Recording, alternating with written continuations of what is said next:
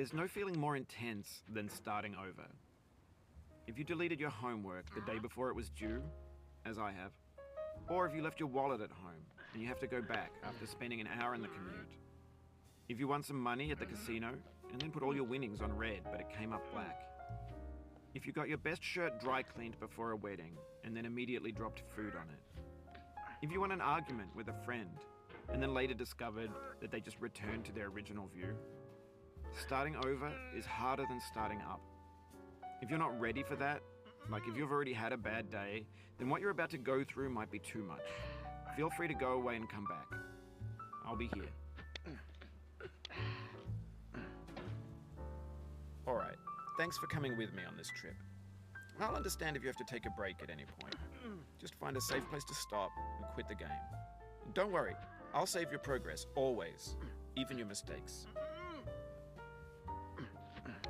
This game is a homage to a free game that came out in 2002, titled Sexy Hiking.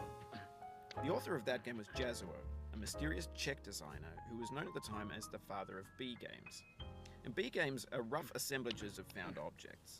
Designers slap them together very quickly and freely, and they're often too rough and unfriendly to gain much of a following. They're built more for the joy of building them than as polished products.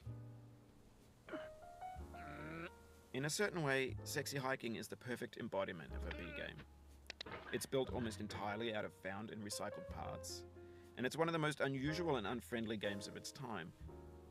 In it, your task is simply to drag yourself up a mountain with a hammer. And that act of climbing, in the digital world or in real life, has certain essential properties that give the game its flavor. No amount of forward progress is guaranteed. Some cliffs are too sheer or too slippery.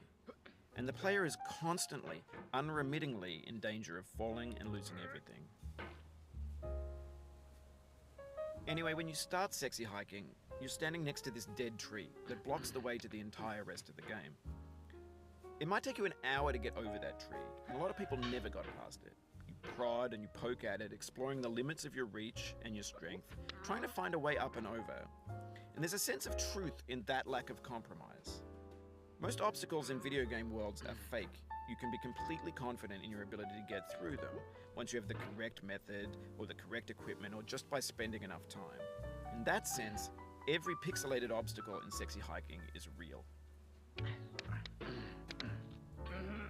The obstacles in Sexy Hiking are unyielding, and that makes the game uniquely frustrating. But I'm not sure Jazuo intended to make a frustrating game. The frustration is just essential to the act of climbing, and it's authentic to the process of building a game about climbing. A funny thing happened to me as I was building those mountains into something real. When you're building a video game world, you're building with ideas. And that can be like working with quickset cement.